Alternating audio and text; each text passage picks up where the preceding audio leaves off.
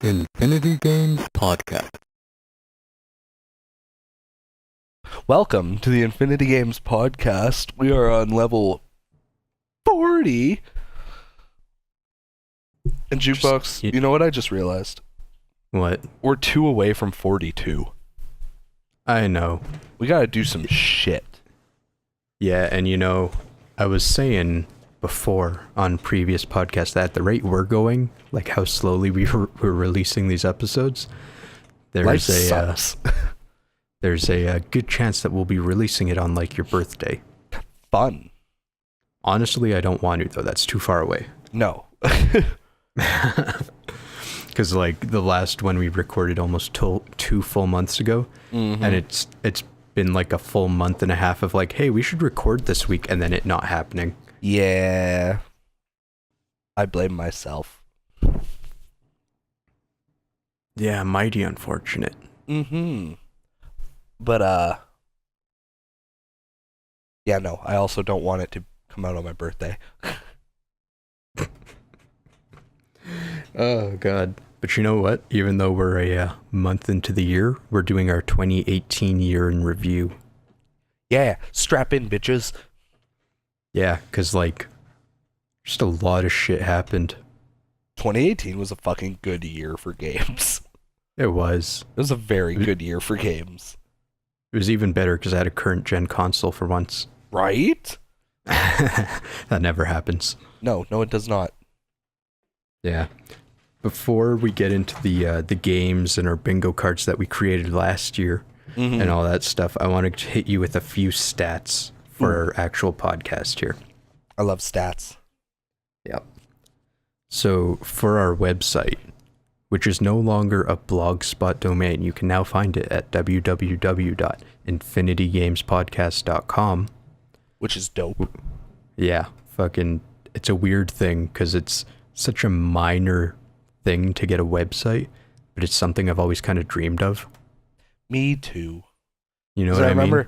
I remember like when we were kids, and when we were 8 or 9, no, when we were like in our, I'd say probably young teens, because this was like a big thing when I was going to like the Boys and Girls Club. Right. But it was a big thing to make your own website. Yeah, with all the Flash games and like Heli Attack. Yeah, and it was like, you never made like a legit website. It was really, really crappy. It was like essentially GeoCities after GeoCities died. Yeah, or whatever it was. And it wasn't good. I don't know. Just like, but yeah, it was like, how many GIFs can we fit on this one page? How Pretty many much. Flash games can we get in here without it being annoying? that was pretty much how it went. And it was like the dumbest shit ever. But like, us kids went wild for it because like, it was just like, the internet was still super new and everything. So everybody was like, oh my God. And then it was like, you can have your own website. And it was like, oh my God. Like, Yeah. Those were like early beginnings of like me and graphic design. Yeah, I got no talent. It's been a while for that since shit. I thought about that. But yeah, so it's hype as fuck to have a website. Anyways, infinitygamespodcast.com. It's great. We got 2,500 hits over the course of 2018. Hot damn. You know why that's super cool to me? Why? Because we did not release very much this year. God, no. Actually, I'm going to go look how many episodes. I'm pretty sure it's something like 15. 1, 2, 3, 4, 5, 6, 7, 8, 9, 10. 10. 10 videos in 2018. So we uploaded on average 1 episode every 5 weeks. Good job, us. Yeah, go Jukebox and Kelryx. Huge contrast to the 29 we released in 2017. When we started in late April, I think. Our first release was March 26th. Okay. So yeah. Also, sorry for the few releases we have. We'll try and fix that, but life exists. Yeah, it's kind of shitty when Jukebox like only has 2 free days a week and one of those free days a week isn't even really a free day because he still needs to go to bed at a very early time because he has to be up at like 3 a.m. Yeah, it's like, hey, do you want to record? Sure. 5 o'clock work for you? No. You gotta be in bed. Oh, God. If it wasn't for me having such a short shift tomorrow, I'd probably be like not super about recording right now. Yeah. Like, I only got to get up at 4 tomorrow. Oh, that's not too bad then. Yeah, I got a couple hours yet. That's good news for anybody listening. I don't even know if this is public knowledge at this point, but I did get laid off right before Christmas. It was very, very shitty. And I just got a new job yesterday. And this new job, we work 12-hour days, like every day of the week as far as I know. So I'm going to be just as busy I'm going to be way more busy at the jukebox and have even less time. So like, I don't know what the fuck we're going to do, but... Yeah, see, that was like the first few months of the job I have now, but it kind of evened out. But now you have to work that many hours, so... Ooh. The only advantage is like... because you're too stubborn to let me be involved with the editing and stuff, and I don't need nearly as much sleep as you do, like, I'll still be able to, like, have a semi-life. But, so, like, I'll still be able to make time. It'll just be, like, I think, like, the most important thing for us is to just make it so that Friday at, like, 8 p.m. we say fuck it and we record an episode. Yeah, that might have to be it. Because that way, if we do it Friday at like, let's say 8 p.m., like I shouldn't be home any later than 7 o'clock at any point. Because the shift, as far as I know, is 6 o'clock to 6:30. So I could be home and ready to go for 8, and then because you don't have to be up at fucking 3 a.m. on Saturday morning, should be okay. That's probably the best way to do it. We'll work that out after the show. Sounds good. Anyways, our website, 2,500 hits. Much excite. Which I'm sure some people who own blogs are just like, man, that's fucking nothing. But like, that's 2,500 suckers that had no idea what they were getting into that clicked onto our website. We hope you enjoy the content. We try very hard to make what we do put out entertaining. Thank you, suckers. Our podcast as a whole, on iTunes, Google Play Music, and the RSS feed, has been viewed 2,300 times. Whew. And that's this year, right? Yep. Okay. So that's the amount of times that people have either searched it up, found it, or at one point downloaded or listened to an episode. That's awesome. 482 downloads across 39 episodes. Oh. So what's the math on that? That's on average, every episode was downloaded. Hold on, let me do some thinking. It's like 12.358. So essentially, numbers. We either have 12 people who are like very, very into the podcast, or we have a greater number of people who just download a random episode here or there. Yep. So either way, we appreciate you. Throughout the year, we averaged 35 subscribers. Cool. We're currently sitting at 43. Nice. Right? And then I'm going to give you the top 5 for episodes that have been listened to and downloaded. Ooh. Can I guess? Please do. Yay. Hang on, let me pull up our filmography here. I guess discography would technically be more accurate. Yeah, okay. Kind of. Okay, I'm gonna say our Ready Player One book podcast. The Super NES hype episode.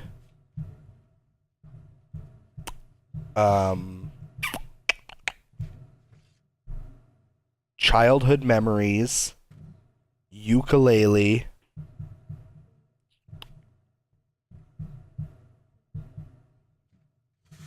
And I'm having trouble picking a fifth one. Ooh. And You picked all episodes that I am very fond of. and the Smash Ultimate episode we did. All right. You got none of them. Hot fucking shit. Though, those pretty much would have filled up the spots from like 10 to 5. Nice. Okay. So I picked 5 correctly if the first 5 didn't exist. Okay. So our 5th most listened to, Yep.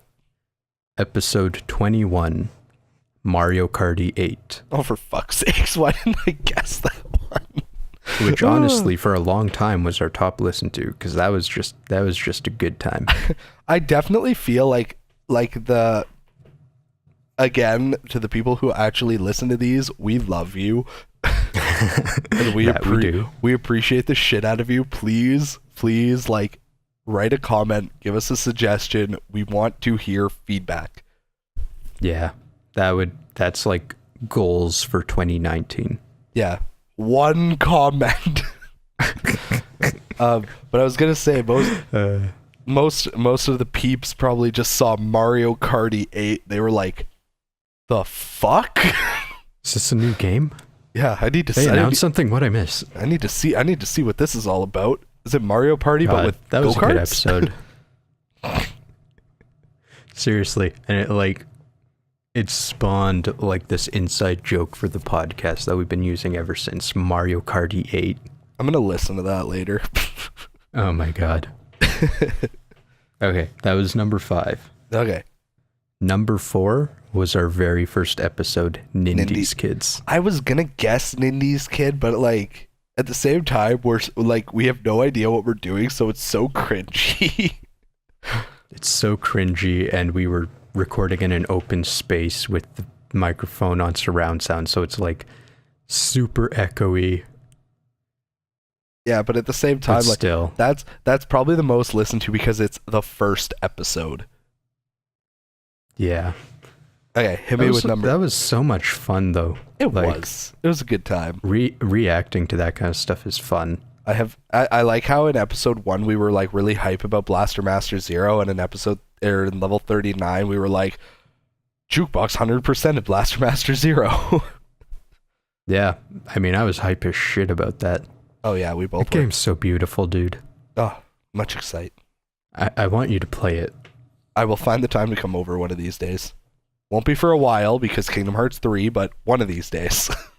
Okay, but you still have to bring over the original, because ever since I got that back in like November or whatever, I've been wanting to play the original. Bro, I'll give you the original and you can put it in your collection. What the fuck? You serious? Yeah. But why? What am I doing with it? I don't know, it's looking pretty, right? I mean, kind of. It's kind of tucked in the shelf, but I mean, main thing is like the way I see it is the only reason I bought it instead of you is because I had a job and you didn't. Like, you were in school, money was tight. If you had the cash to say fuck it, I feel like you would have. You know what, dude? I think we were still in like high school when I just didn't have anything. Were we? Could have sworn we were out of high probably. school. That I could have was- sworn we were out of high school when I got Blaster Master. No, that was super early, because like my mom was still driving us to the places. Yeah, you're right. You right. I love you, dude. Love you too, bro. Yeah, when I eventually come over to play Blaster Master Zero, I'll bring you Blaster Master. Very nice. Yeah. Batman is mine forever though because story. Right. Yeah, that's yours. Okay. Okay. Yeah, what's number 3? Number 3 was Ghibli. No, I wish that one Damn. wasn't listened to that much. Oh. Kind of hard to believe that not many people would want to listen to stuff about anime in a video game podcast. I see them both going like hand in hand, but I get it. Yeah. Okay, no. It was episode 18, The Value of Video Games. Oh. Which honestly, I feel like that's just people were like, hey, are my games worth money? Yeah, probably. Oh, look, a podcast. And then they're like, oh, they say the F word a lot. I'm just going to leave. We're fucking sorry, all right? Get the fuck over it. Yeah, jeez. Okay. Actually, it's been a really long time since I've updated my list. I should do that someday. Yeah. Because I'm approaching 600 games. God damn. Yeah. And like, it's a couple tens of G's of dollars there. Mm-hmm. Okay, number 2. Yep. You'll like this one. Will Episode 26. Mega Man. He's up on the roof. Fuck me, I was gonna guess that one too. Mega Man. It's up on the fucking roof. He's mega. Did you do that on purpose? Because your voice got super robot-y when you did that. No, but I wish I could have heard that. Oh my god, it was so wonderful, especially when you did the like it sounded like fucking NES music. I was like, what? Jukebox Hero just 100% broke. Yeah, pretty much.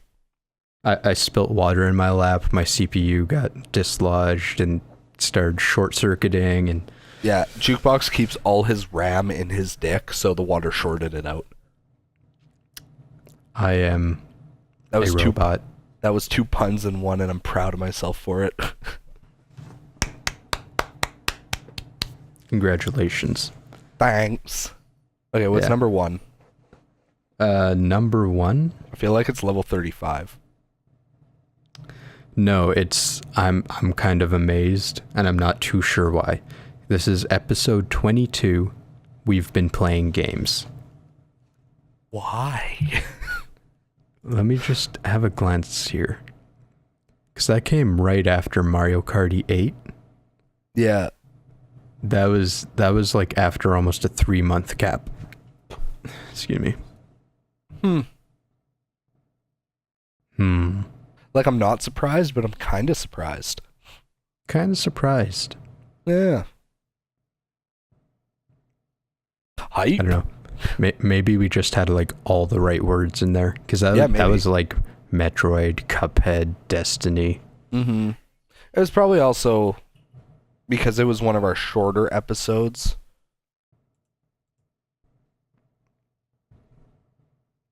Yeah, I don't know. Yeah. I think that's pretty dope. Yeah, overall, we actually had a pretty big bump there in viewership throughout the 20s of episodes. Yeah. So, like, as we approached the end of 2017 there, we were getting more viewership. I got through our little statistics there. I just wanted to update you and all the viewers on, I mean, more or less how well we're doing, because, like, I'm pretty fucking hyped about those numbers. Me too.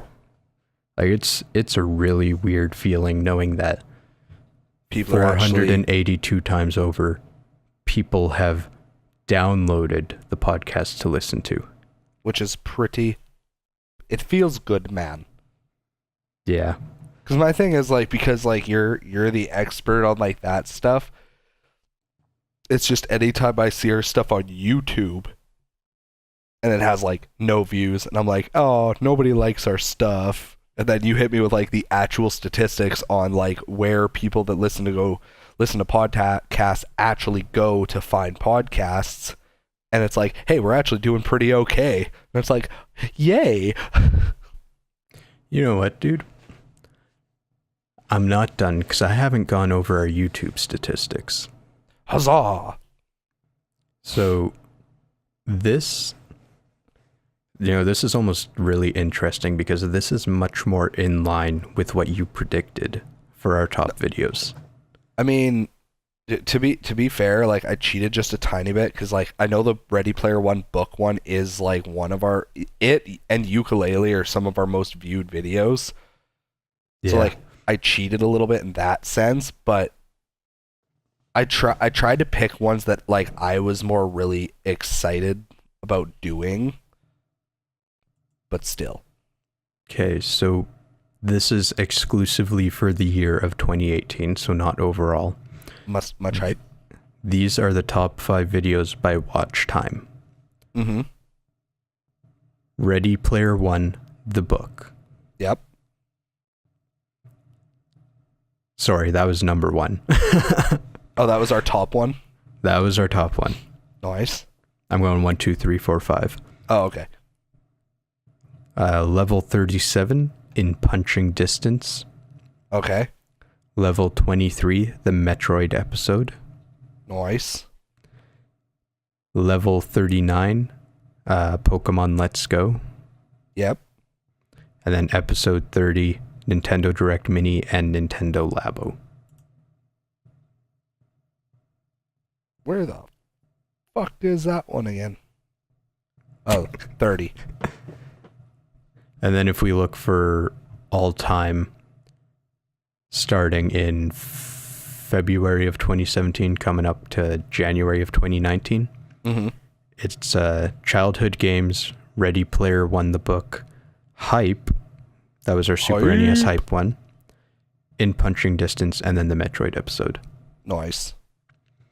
Yeah, so like the viewership of YouTube is way different. Yeah, but that's than podcasts. That's because of like YouTube is not, there's like that one podcast, Into Nightingale or whatever it is. Welcome to Night like, Vale. Yeah, that one. And it's like they're YouTube based, right? And like that works, but it's like I just said, like if you're like an avid podcast listener, good job. You're not. You're not going on YouTube and going, oh, I wonder what new podcasts are on YouTube. Like, you're logging on to, like, the Blogspot or, like, you're trying to find RSS Apple feeds Music. Apple Music, shit like that, right? Like, you're not... People go to YouTube to watch videos, not to listen to two guys bullshit about video games and curse a lot. That's why, like, video podcasts are huge on YouTube. Mm-hmm. Like, the Joe Rogan podcasts or, like, the Rooster Teeth stuff. Yeah. Oh fuck, there's even like Planet Destiny does a podcast and they're pretty popular, so yeah. Like it's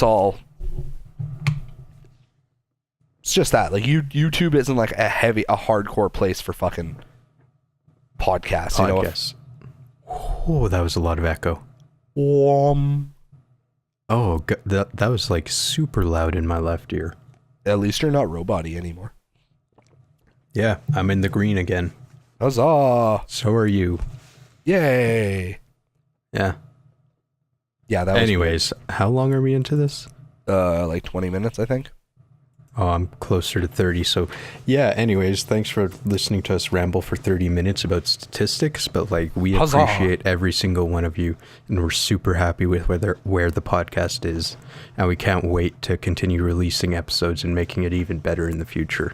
And I know we keep saying it, but we're planning on doing more shit. Wink, wink, nudge, nudge. It might actually, hopefully, happen this year. Yeah, no kidding. We're like halfway on everything. Yeah. Okay. Let's move into our bingo sheets. Yay, bingo. Because I know people, as far as I know, people liked those last year. Yeah. I mean, at least amongst our friends, they were telling us like it was super nifty. Mm-hmm. Like Kari was all about it. I almost made her make one. Nice. Okay. So, overall, we both suck extremely hard. We both really shot for the stars, though. No kidding. So we each got 2 correct, and neither of us got a bingo. Fail. So let's start with yours and what you did get right. Yeah, so I predicted that there would be a new Digimon RPG, which even though I tried to tell Jukebox that I was cheating because the one that he gave me the point for I already knew was coming out prior to when we did the video, he still gave me the damn point, so...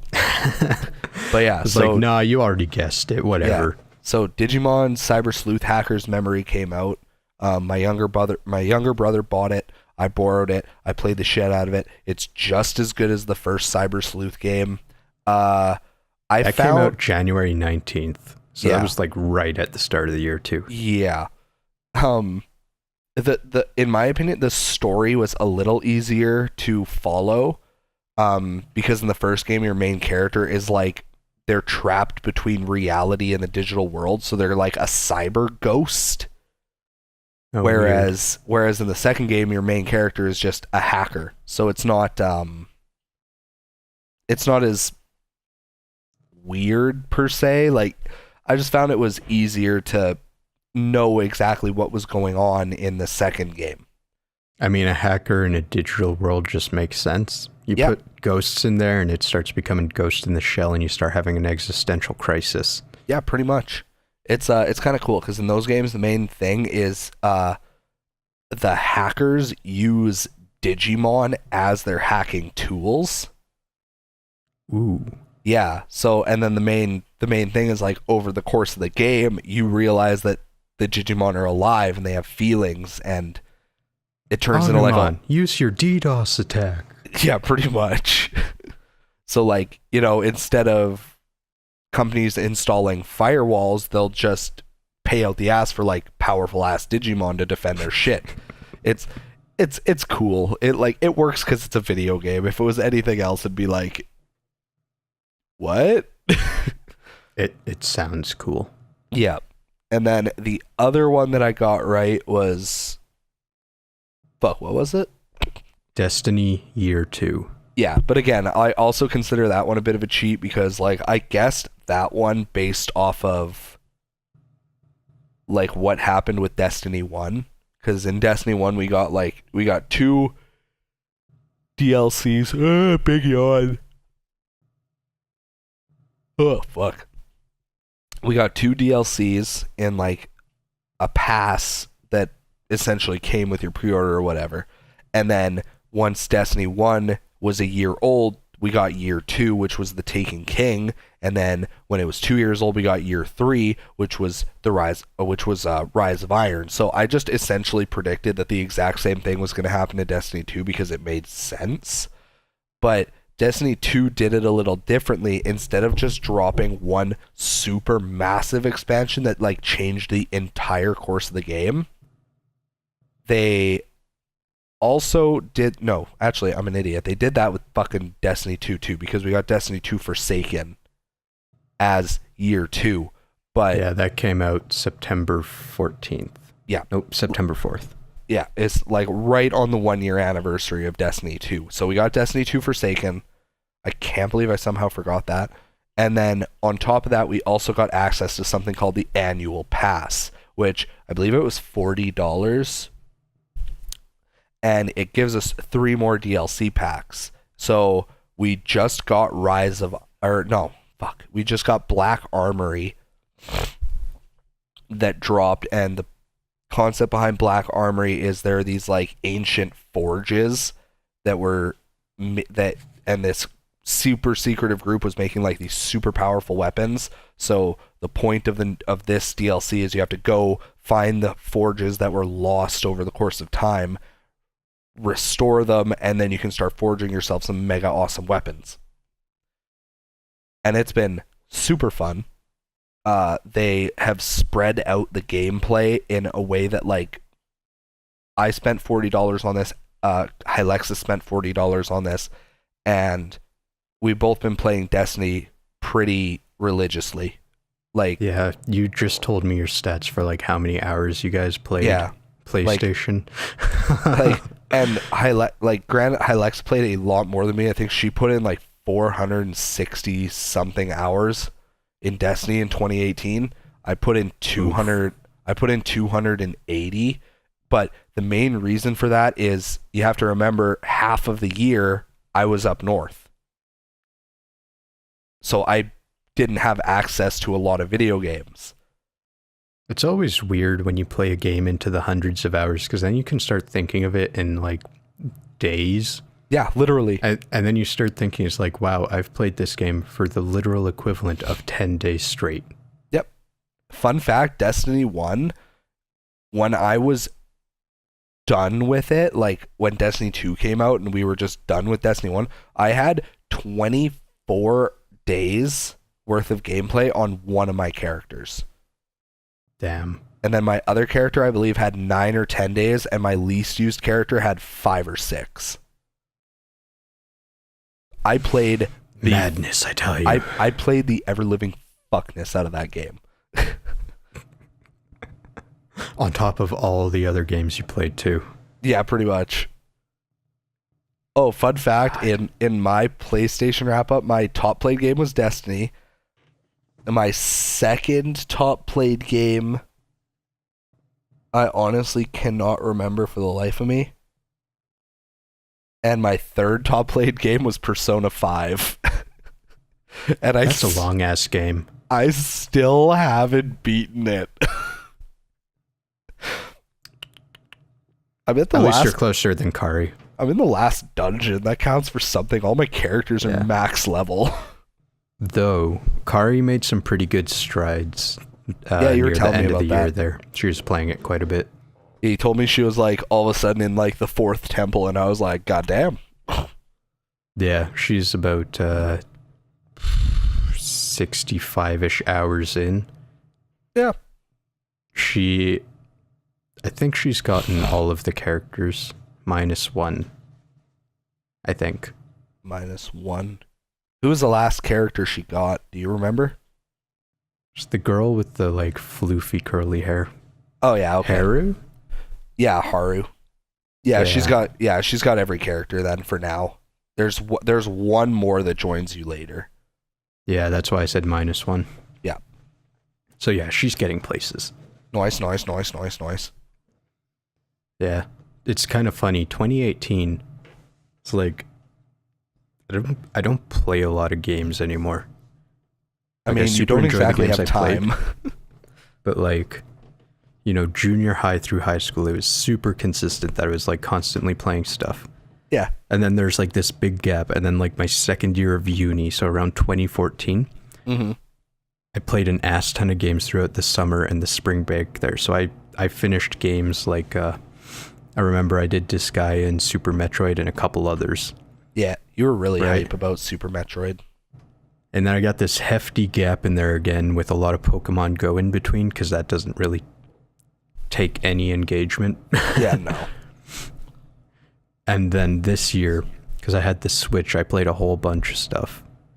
Like, I got Mario Odyssey, I got Pokemon, I got Smash, I got Katamari.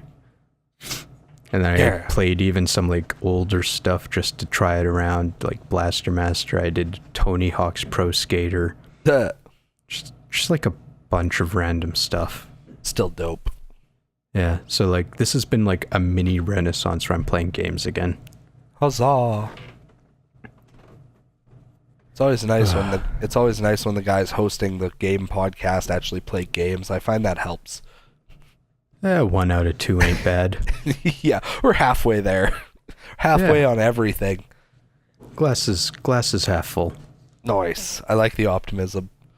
Anyways, But yeah, so I got 2 right as well. indeed. So the first is Project Octopath Traveler. Got a release in Q3. Nice. And I was pretty pleased with that because there was no indication of the date, but we were pretty set on it being in 2018. Yeah, we were pretty confident it would release in spring. Yeah, but Q3, so I got right at the like beginning of Q3. Like I barely got this point because it was July 13th. Literally 2 weeks earlier, I would not have gotten this one. Yeah. You would have missed it by a cunt hair. Yeah. And then the second one I got was a Pokemon Switch game released in Q4. And Let's Go released in October? November 16th. Was it November? Yeah, okay. Yeah, it was. And if I want to get like super technical but still be wrong, I said that Kingdom Hearts 3 was going to get delayed and then released in Q4. Yeah, so you literally... You know what? I'm going to give you that one. No. I mean, it doesn't change anything, but let me twist this for you for a second. So it did get delayed. Yep. But it released in Q1 of 2019. It missed it was supposed to be released in Q4. Yeah, it was, but it got delayed, right? Yep. So let me twist this for you. Square Enix, the company that made and released the game, their fiscal calendar year ends March 18th. So for the company, they are currently in Q4. Yep. So Kingdom Hearts released in Q4 after being delayed. Yeah, so like super technically you get the point, but God no, I'm technically I'm don't. not taking that point. See, I said I was taking the Digimon point. Yeah, but at least that one actually happened. Yeah, that's fair. Just because you forgot about it doesn't mean that it didn't happen. Hit me with your new bingo card. Well, no, I'm good. I'm just going to quickly go through all the stuff we got wrong. Oh, okay. So Metroid Prime 4 did not get a trailer, and as of like yesterday we learned that they just scrapped all development and are restarting with Retro Studios. Which is good but still shitty. Yeah, at least it didn't get cancelled like Mega Man Legends 3. Oh. Mega Man 11 did not get delayed. Which Sonic we were the actually Hedgehog, surprised about. Yeah, kind of. But Sonic the Hedgehog did not release a shit game, and in fact, they did not release any games in 2018. Was Sonic Forces 2017? Yep, right near the end of the year. Wait, what about Sonic Mania? Also 2017. Oh. So that one came before Forces. Ah, gotcha. I mean, we got Sonic Mania Plus this year, but even if you want to count that, it's a good game. Yeah. I predicted a shit game. Who would have thought? And then Nintendo GameCube on the Virtual Console, which... news to us, Virtual Console cancelled, not happening. Yeah. Super Smash Bros. Ported to the Switch. We got Smash Bros., but it definitely was not a port, even though the completionist keeps saying it, and I want to strangle him for it. Like, I don't know how stupid you gotta be to consider this a port. Write him an angry tweet. I will. Good. And then on your card, Kingdom Hearts 3 released in Q2. I was super optimistic. Yeah. A new handheld not from Nintendo. A good Tales game release, which we were like 2 weeks off of. Yeah, literally, the same thing happened with, it was the opposite of what happened with, Octopath for you. Like, you just Kingdom Hearts for me. No, because Octopath, you predicted, you got into your prediction space by, like, 2 weeks. So, like, literally, if I had guessed the Tales would be released in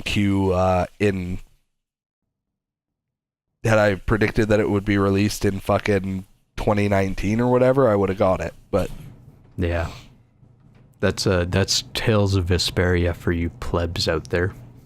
Oh, it's so good. I'll have like a very small rant about that later. Final Fantasy VII Remake in Q2. That was also super optimistic. Yeah, though, you know, they unveiled a whole bunch of shit, like, right near the end of 2017. It made it feel like it was going to happen. Yeah. Sword Art Online VR game release. Yeah, that didn't happen. We did get a Sword Art game, it's just not in VR. And apparently it's pretty good. Yeah. And then One Piece World Seeker North American game release, which we are getting just in 2019. Yeah, we're not getting that till the beginning of March. Ooh. So, we're going to go through our new cards, and what I want you to do is to give me your predictions, starting in the top left corner and working your way to the right, remembering that the very center is a free.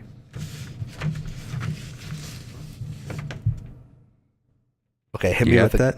hit me with the go. Let me flip over this paper because I gotta write them down. Go.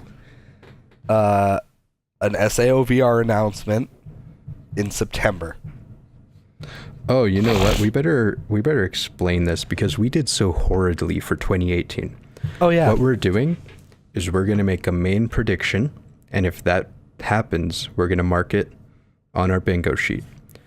But we're gonna have a specification to that, like a more precise release date, a title, a specific game, anything like that. And if we get the specification in addition to the prediction, we get to mark another spot off of our sheet.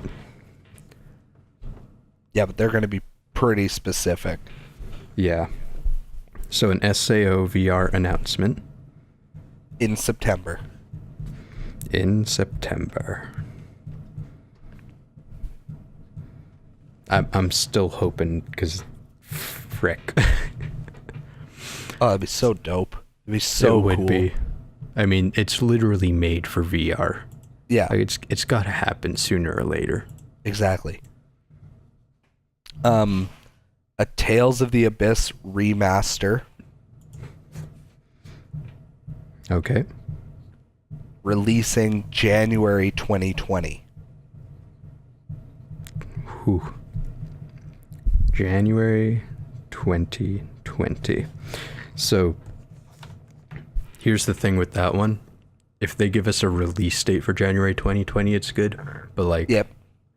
we want to be on top of our shit and not releasing the year-end review in the next year. Yeah. You know what I mean? Yeah. We'll try and do the year-end review for, late December.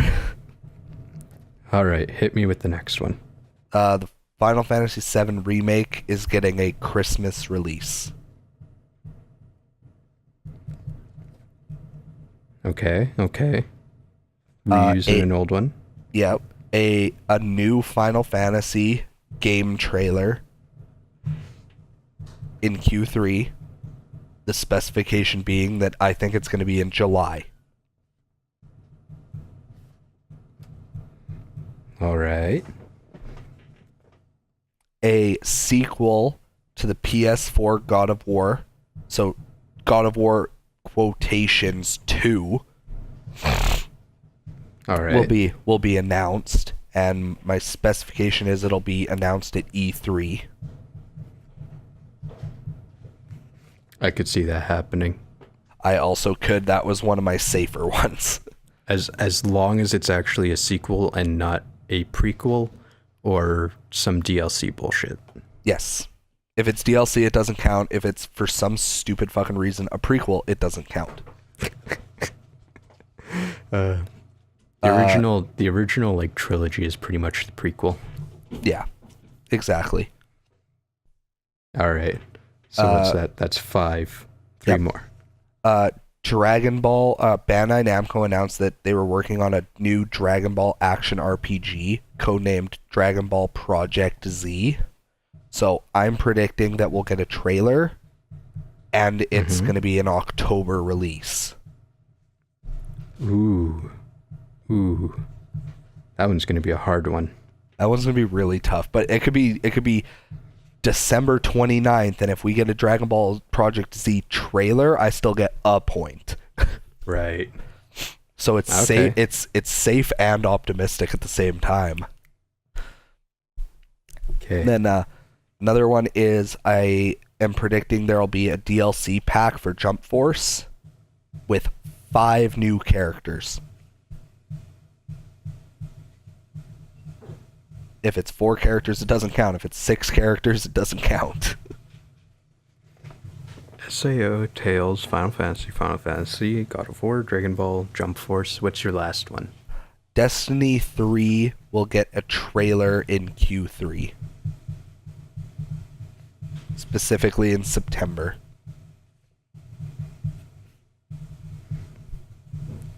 Man,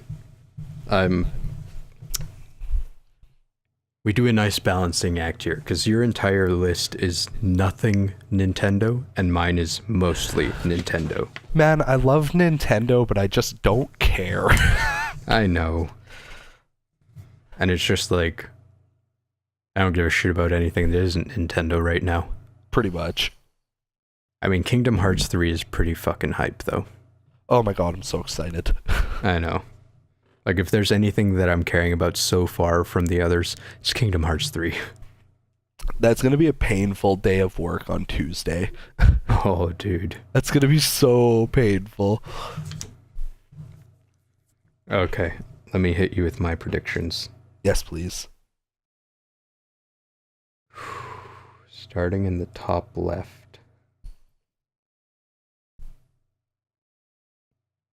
Okay. I'm predicting there's going to be an Xbox console announcement. Oh. My specification is that it's going to have VR integrated somehow. Definitely makes sense. Yeah, so I know they're working on like the HoloLens stuff, but like they're going to move forward and they're going to be jumping straight into VR. Like that's going to be their hot gimmick. Yeah.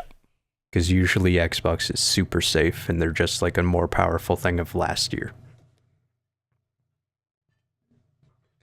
My second prediction is that we're going to get for the Smash Bros. DLC, we're going to get a third-party character other than Joker, because we already know about that one. Yeah.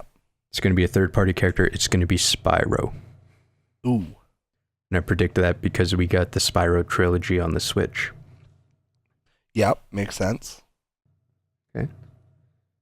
Animal Crossing for the Switch is going to come out in Q4. Much excited. It's going to come out in October. Because Nintendo's been doing some funky shit with their releases, and like Mario Odyssey, their hot new big game, was also an October release. Dope.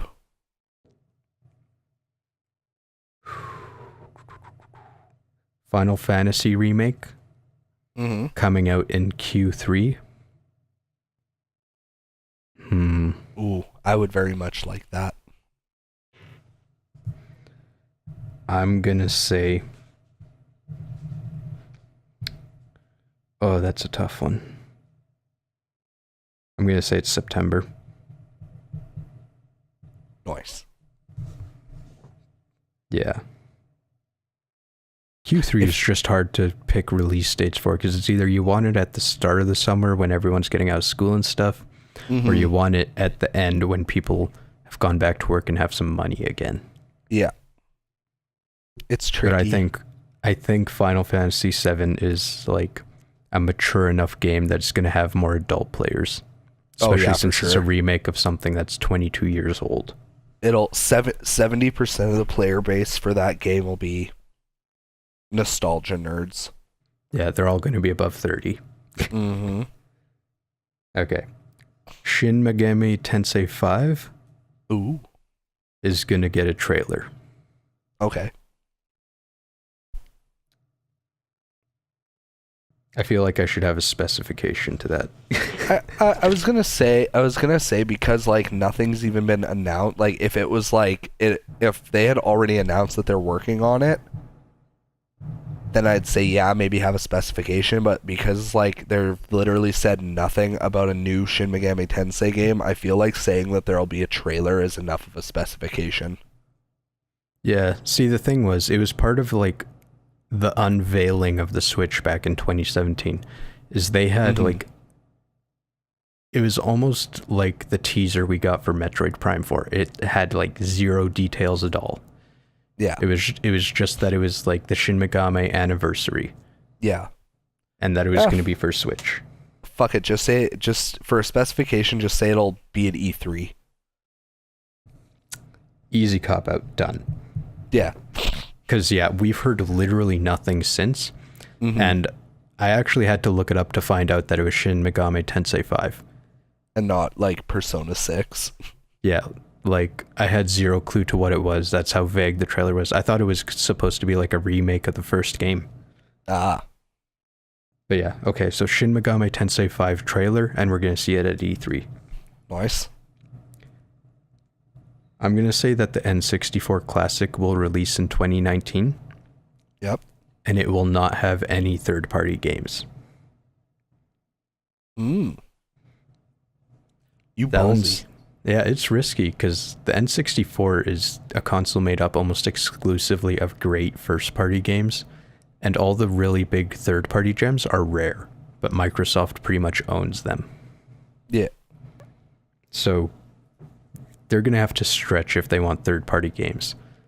Because it's going to have to be stuff like Goemon the Mystical Ninja, which is like an amazing game, but no one knows who that is. Yeah. That'd be pretty dope if they put him in. I'm not gonna lie. that would That'd be be. pretty exciting. Yeah, I mean, the whole cost of the classic console would be the same as that cartridge. Yeah. Okay. Mega Man X9 will be announced, Ooh. and it will have, in the trailer, it will have a 2020 release date with no further specification.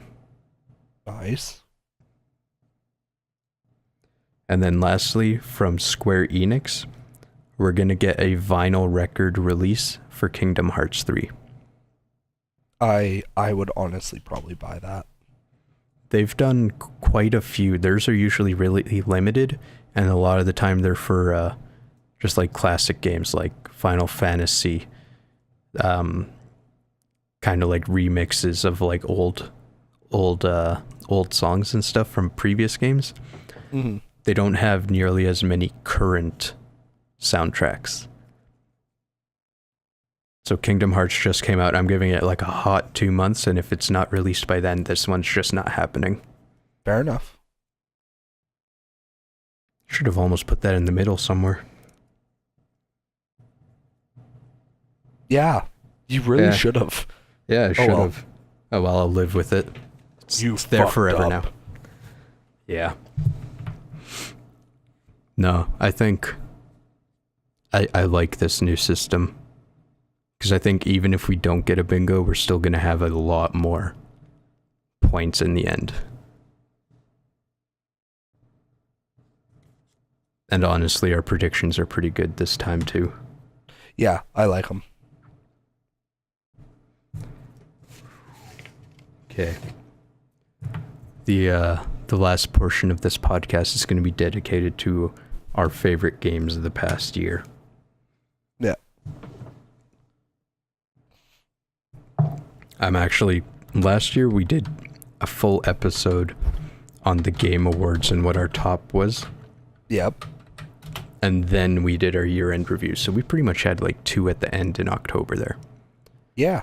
But we're just going to kind of lump them into one here because the Game Awards 2018 were not nearly anywhere as hype. No, except they were not. for like when the Game of the Year was announced and then the unveiling of Joker in Smash Bros. Yeah, that was really shocking. Yeah, like those 2 things were awesome and the rest of the show was just like, fucking whatever. Mm-hmm, pretty much. Okay, hit me. Yeah, I'm just scrolling through these to see what happened. So like Game of the Year was God of War. Mm-hmm. Best ongoing game was Fortnite. Ugh. Best I don't even know what the fuck this is. Best art direction was Return of the Obra Dinn. Huh? Yeah, exactly. To Google.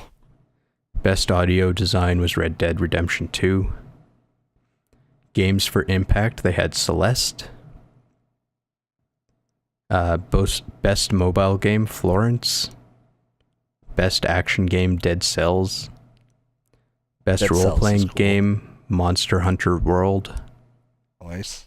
I forgot that came out. This Obra Dinn game looks beyond stupid.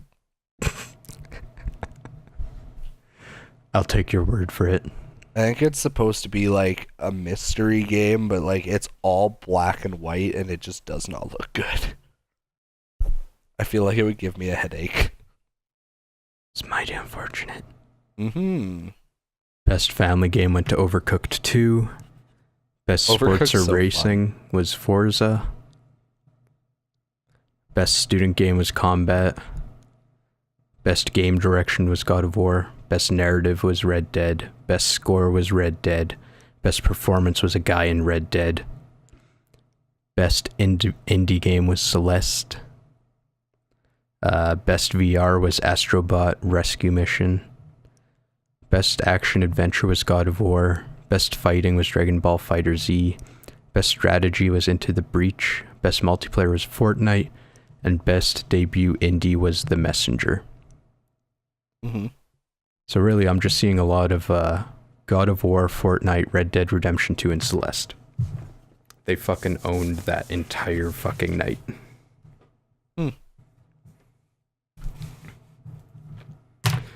Fuck that. We have our own categories. The 6 categories that we're going to go over are Game of the Year, Family Game of the Year, RPG of the Year, Best Soundtrack, Best Surprise, and Best Indie Game. Yeah. So let's start off with the indie. What do you got? I got Celeste. Yeah?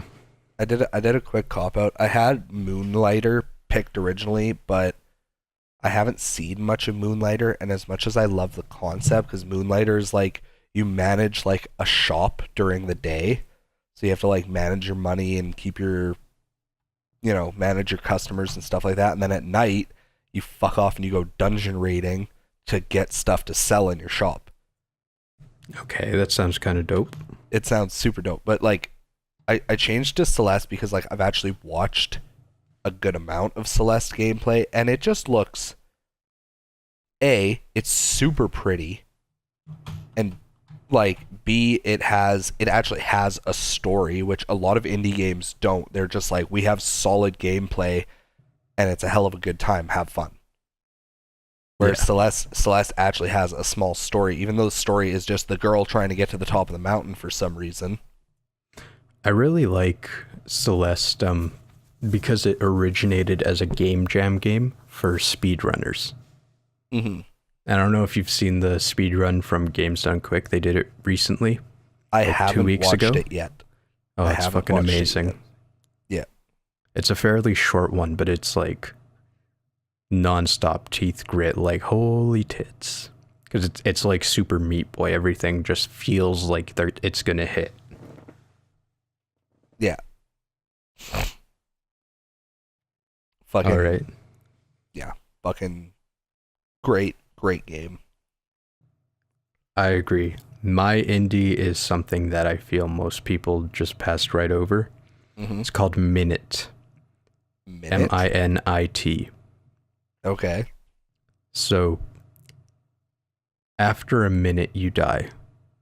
On repeat. Huh. So it's kind of like that half-minute Heroes. Okay. But the entire style of the game feels a lot like The Legend of Zelda on Game Boy. Like Link's Awakening. The entire game feels like that. There is a very light story to it that's very simple and to the point, but it gives you motivation to keep going to actually finish the game. Mm-hmm. And then there's very light puzzle solving throughout, and it's really fun, and it only took about like half an hour to do the first time round. Cool. Yeah. I was going to give it to The Messenger, but I actually played Minute, and it was like I played through it about 3 times. Nice. Yeah. Just a grand old time. Yeah, almost ironically, Minute and The Messenger were both published by Devolver Digital. Yeah. What do you got for Best Surprise? Best Surprise? I have Pokemon Let's Go actually being good. Oh, God. Why'd I expect anything less from you? I don't know. Why did you? So, yeah, just... for fuck's sakes. If you want more of an explanation on that, to anybody listening, go listen to Level 39. It's like our main topic of conversation. And half of it is me being pissed off that I'm enjoying the game. Yeah, which is fucking hilarious. Yeah. Jukebox gets a real kick out of it. Yeah, I do. Still But yeah, do. so just to clarify, like I Yes, didn't. motherfucker. You're so mean. Yeah, just to clarify, like I never thought that Let's Go was going to be bad. It was just, in my opinion, I found that the trailers didn't do a good job of showing the merits of the game to people who have been playing Pokemon since they were fucking 5 years old, aka me. You know? Because I know I'm not the only one who thought these games are going to be hot fucking garbage. But lo and behold, they weren't. They're actually a lot of fun. And it still bothers me to say that, but I'd be lying if I said I didn't have a smile on my face running around with an Alolan Ninetales following behind me.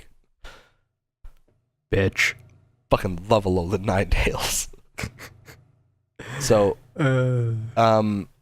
I do personally, I do miss the catch mechanic. There are a few times where I get frustrated trying to catch a Pokemon, like especially like I went to catch Zapdos a couple of weeks ago, and holy fuck did I get mad. Like it's frustrating playing a regular Pokemon game and your legendary breaking out of the fucking ball, but when you miss 6 balls, finally hit him with one, and then it breaks out on the first roll, that's a whole nother level of rage. Yeah, maybe suck less. Oh fuck, I tried. Just how you think I got this new job, man? Like, you just hate the player, hate the game. God damn it. But yeah, no. So that was my surprise for the year of 2018, was that I actually enjoyed that fucking game. Which is hilarious because it's like zero surprise to me. What about you? Katamari Damacy reroll. I'm also not surprised. I'm just surprised that it was a remake and that it was coming out on Switch because like I love the shit out of that game. And when I saw that trailer with Kari, like I was literally like jumping up and down, like I was practically jittering. Nice. Like I was fucking excited. It's like I think the last game to come out was Touch My Katamari on the Vita. Mm-hmm. And that was a long ass time ago. Like I thought this was a dead series. Like it wasn't getting anything more. Yeah. And have like a remake of the first game, which is like amazing, and to have it on the Switch so I can actually play it, just perfect.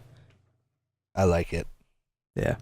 What is your best soundtrack? I get a really good cop out here. Oh, dude. Because Undertale was released on the Switch. Oh, fuck you. That game's already like what, 3 years old or something? Something like that. But yeah, seriously. If it wasn't for that, I don't know what I'd pick because I can't like think of any other good soundtracks. Oh, I got one for you. Nothing that I've at least played though, but like Undertale, like I went out of my way to buy that on vinyl, and I only buy new vinyl for like extremely special records. That's how much I love that soundtrack. That game's soundtrack is some next level shit, and I haven't even played Undertale. Yeah, I mean it's got great theming throughout the entire game. Like Toby Fox knew what he was doing there because it's like all the boss music kind of melds into each other. Like the theme is there, but it's always different. Yeah. Like, for anybody listening, if you haven't heard Undertale music somehow, just go to YouTube and search Megalovania. And it'll blow your goddamn mind. My favorite is Hopes and Dreams.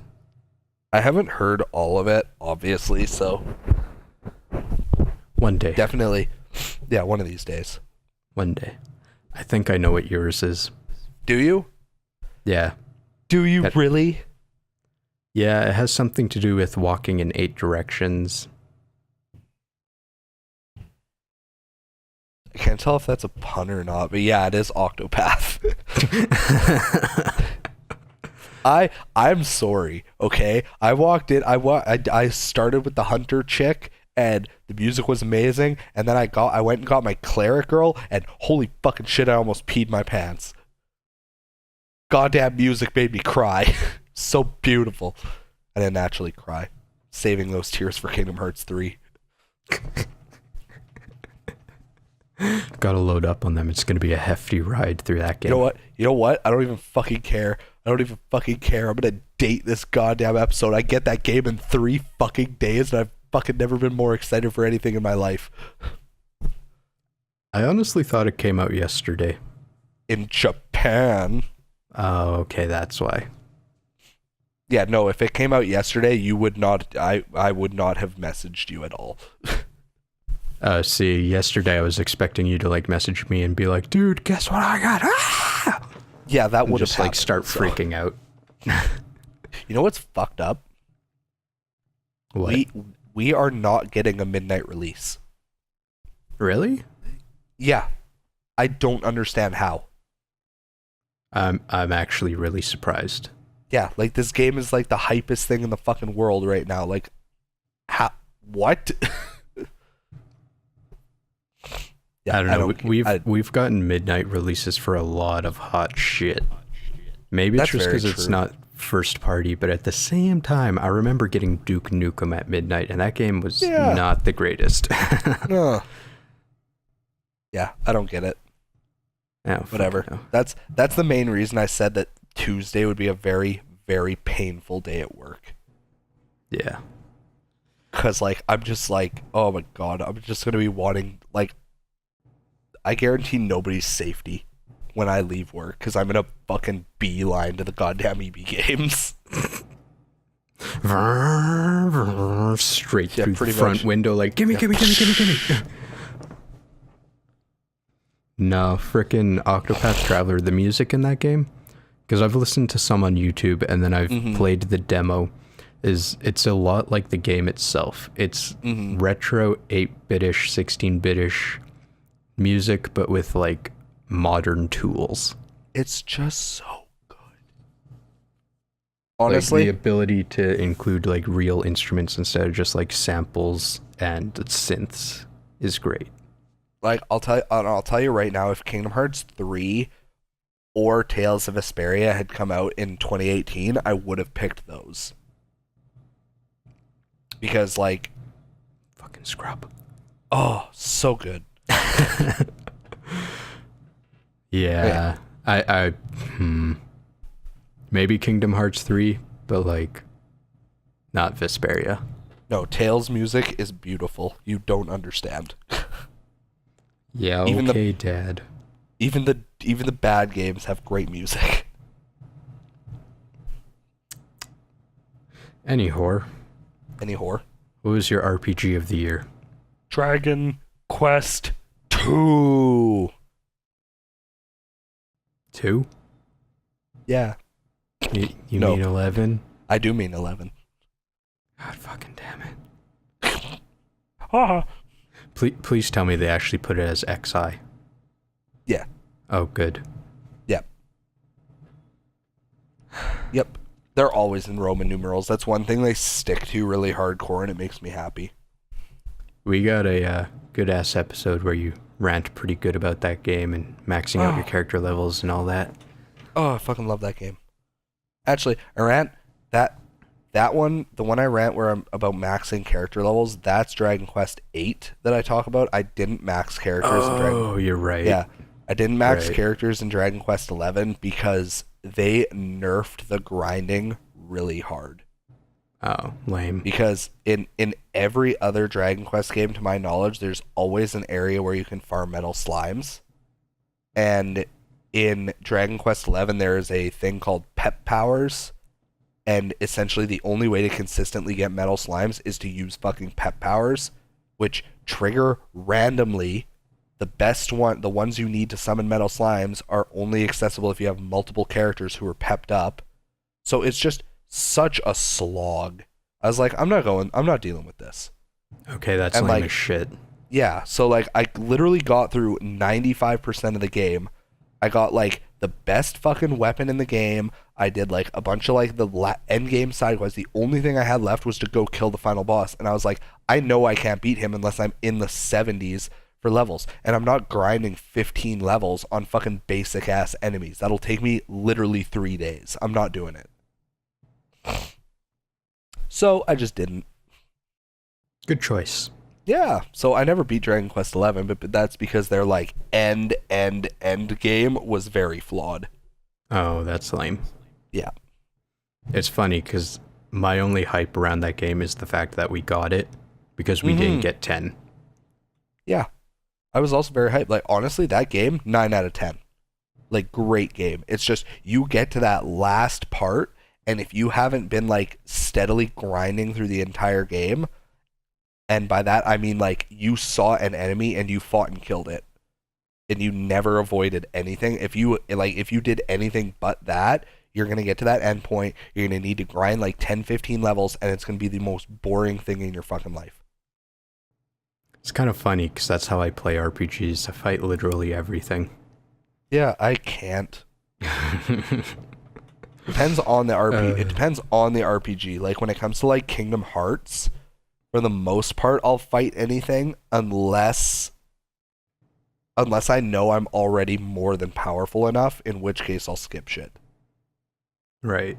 Because if you're like 5 levels above where you need to be because you've been fighting everything, you don't need to keep fighting everything, because then you're just going to become way too over leveled and there's not going to be any challenge. That happened to me in Kingdom Hearts 2 once, and it was not fun. Sucks for you. For me. So, but stuff like Tails, just because honestly, like, the main reason I dodge enemies in Tails games is because honestly the loading screen for fights is so dumb.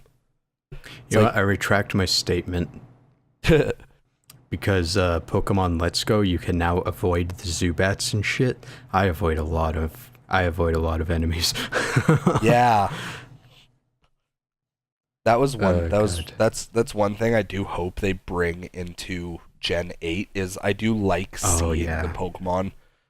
I like seeing them on the field. It's fun. And I think they will. It's more immersive too, which I like. Yeah. Cuz like that's just it. Like in the actual Pokemon universe, you're not like, walking around and you're like, "Oh no, I wonder," and then all of a sudden it's like you black out and then you wake up and it's like, "Holy shit, a Rattata, go Pikachu." Like, no. Yeah. I think they will, just because they generally don't regress on features. Like, no, I know they had it in like Heart Gold, Soul Silver, but that was, I don't know, that was a little different there. Yeah, they typically just kind of like straight in. And especially with Nintendo on the Switch, because they've been going all out on all the games. Yeah. Hit me with your RPG. Octopath Traveler. Well, fuck. What else would it have been for me? I mean, lie. No, Octopath, because like I barely played any RPGs this year, but I played that demo and I was hype as shit for that game. I loved Octopath. Like, I really did. The only thing that killed it for me is the battles are too much for how much they're worth. Like, there were some fights that I got into while I was trying to grind after I got all my characters, because it's like, you get all 8 of your characters, and your, like, best party member is probably, at average, like, level 15. And every single one of, like, every second stage of the character's storylines, you have to be in the 20s. Like, every single one. And I think you just need to stop dodging battles, because you seem to have this issue in pretty much every RPG you play. No, but see, here's the thing. Octopath is random encounters. I didn't run from any encounter. The only time I booked shit was if I was almost dead. It's just like, I think it's kind of ridiculous when you spend a minute and a half, 2 minutes on an encounter, and then you get like 70 experience points. I'm like, what a fucking waste of time. I'm fucking A-okay with it because I love that game.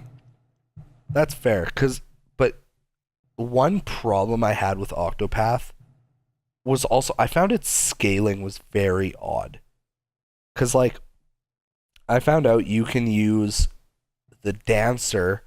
They get they get like this random dance mechanic later on, and it has a chance to like boost your experience, your money, and your job points by a multiplier of either 2, 5, or 100.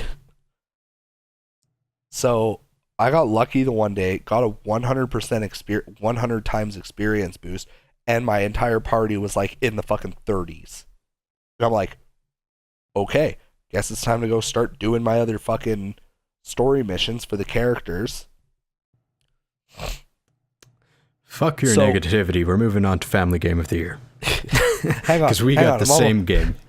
No, fuck done. you. You've already talked about this. Oh.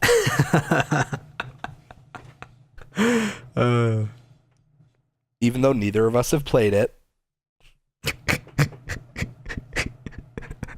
I'm talking about the family game now. So fucking hard. I'm talking about the family game now. Leave me alone. Super Mario Party. Yeah. I've watched so many people play that game. Me too. It looks fun as hell. Just like teetering on that edge of going to get it. Because I never have enough people to play it with anymore.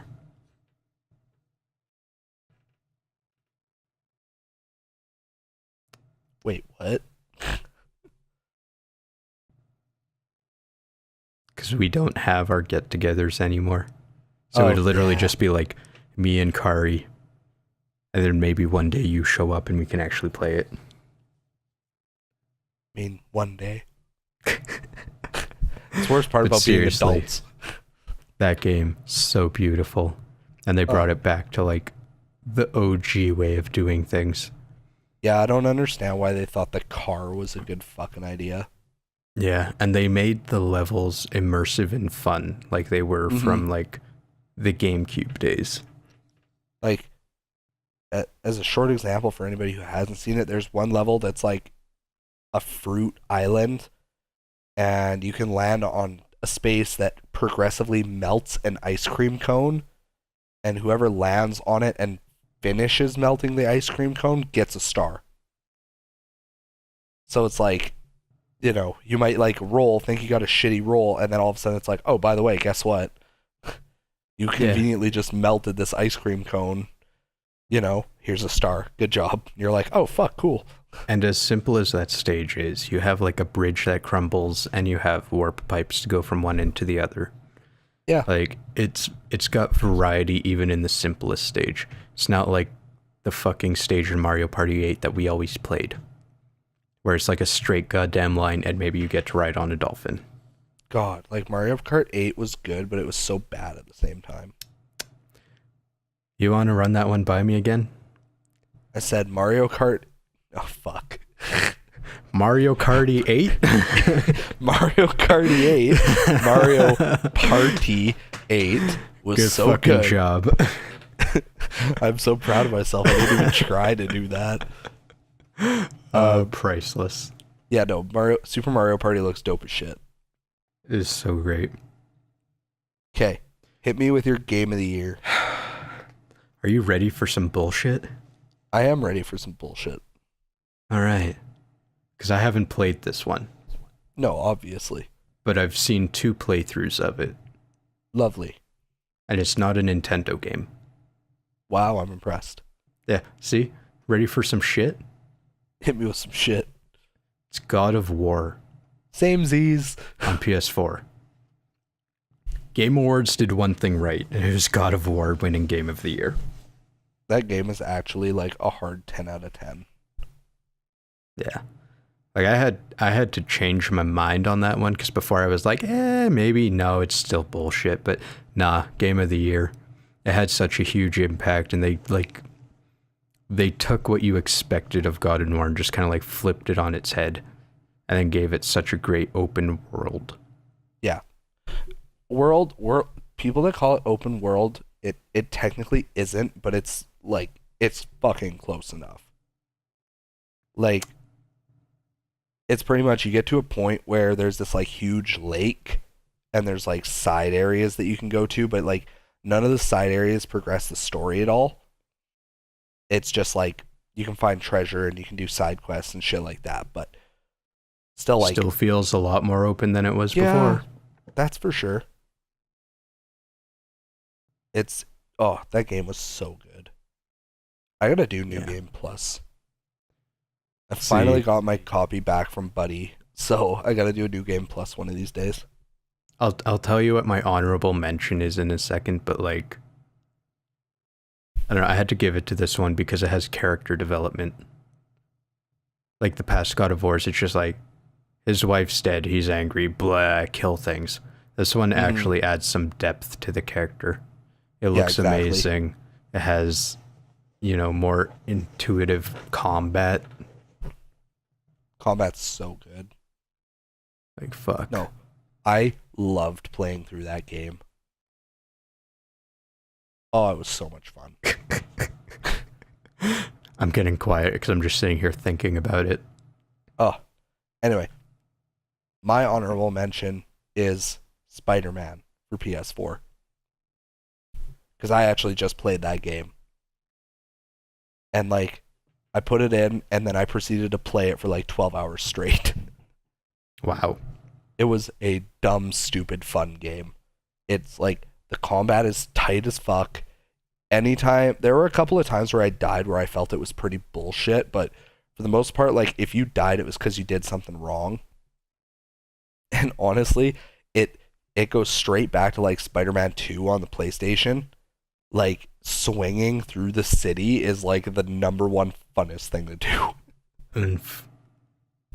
I feel like if I played it, that probably would have gotten honorable mention exclusively for swinging around the city. Yeah, pretty much. It's like I had that Spider-Man game rented on the N64, and that's like all I did in it. And it's like later, like once you get to a certain point in the game, I think like 6 or 7 hours in, you get like a fast travel option, and it's like, nope. Fuck that. It's like I'd much rather swing 10 minutes across the city than travel. Wow. And it's funny too, because all the fast travel scenes are like Spider-Man taking the subway or something, and I'm like, that's actually kind of funny though. Yeah, and I'm like, I'm pretty sure swinging through the city, you only lose like 30 seconds on average. Yeah. I'm like, so that doesn't really make much sense, but still. It only works in places like New York too. Yeah, pretty much. Could you imagine if Spider-Man was in like Kansas? Yeah. It'd be like, I have to develop web shooters that specifically like shoot at the ground. Be hailing a taxi is what he'd be doing. My honorable mention is Super Smash Bros. I'll give it to you. I was about to criticize you, but I won't. Up until today, that was my game of the year. But I just couldn't fight it anymore. It's God of War. Even though I haven't played it, because I know if I play it, I won't give half a shit. Oh yeah, because that's not my kind of game, and that's why I wanted to do the honorable mention. Because like, I'm giving God of War the game of the year, but like my game of the year would be Super Smash Bros. And that's fair. And that's mostly because like there's not a bad thing about that whole game, and they finally got a single player campaign again. Yeah, even though I don't know, people are really divided. Some people prefer the Subspace Emissary, and other people say the World of Light is 10 times better. I don't know. I like both of them for different reasons. Yeah, all I know is that it makes Smash 4 look like hot trash. Smash 4 was hot trash. Yeah. At least in comparison.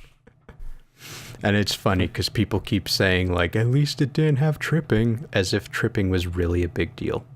Fuck, I think I maybe tripped like twice playing that game. Yeah.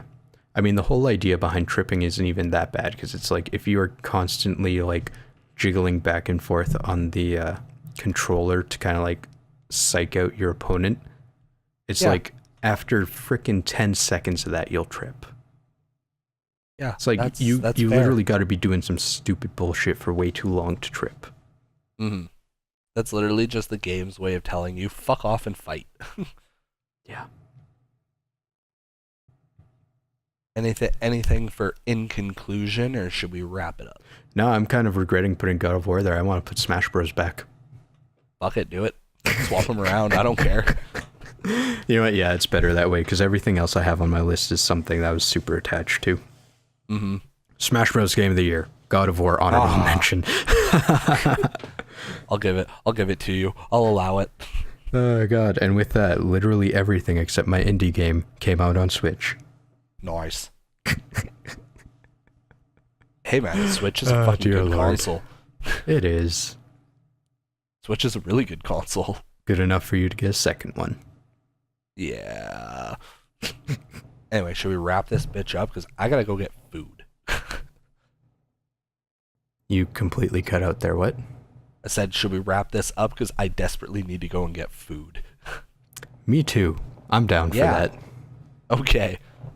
Yeah, that's our year in review. Episode 40. Level 40. Hot damn. If I was a bigger Pokemon nerd, which, go figure, is actually possible, I would be like, if I was a so-and-so, I'd learn this attack. But no, I'm not that hardcore. Not quite. Not quite. Anyways, we gave a whole bunch of new predictions. We kind of established where we are with the podcast, what our favorite games of the last year was, even though you might have been able to guess that from listening to previous episodes. Probably. But if you've listened this far, we'd love to hear what your predictions are for 2019. Or give us another topic, like give us another best of 2018 you want to hear, and we'll fucking do it for you. Yeah, so, I mean, this will be on YouTube. If you're listening there, you can comment. If you want to add us, we're on Facebook and Instagram, and those are at Infinity Games Podcast, and then Twitter's at Games_podcast. Huzzah! Yeah. Much And exciting. if you're this far in, subscribe, because we'll be releasing more episodes into the new year. I know we're going to have one where we're talking about Tales of Vesperia, and then the inevitable Kingdom Hearts 3. Oh my god, that's gonna be the next podcast. It's pretty much just me fucking ranting and crying the entire time. I'm okay with this. Yep. And then somewhere in there, I want to talk about Smash Bros. More, because I'm going to be getting the PD Piranha DLC, and I want to 100% that game. Much excite. Yeah. Yeah. I got one tiny little point right to end this podcast. Yeah. You know how in the last one I told you that I was trying out coding and stuff again? Mm-hmm. Yeah, and I wanted you to hold me to that. Yeah. I made one tiny little step of progress and then stopped altogether pretty much. Aw. This is why I need you to hold me to it. Bad jukebox. Well, it's funny because I come back to it like every 2 years and it's like, yeah, let's try this again. And then I get a little bit farther and then I stop. This time, I managed to make it so I can have multiple screens and multiple states. Cool. Which was the big thing that was keeping me from moving forward last time. Awesome. So if I gain more time to work on it, nice. Yeah, well, that's why I never really faulted you for dropping it, is because, like, again, your hours are kind of fucked. Yeah, anyways, bye. Bye. Bye. Bye. Bye. Bye-bye. Bye.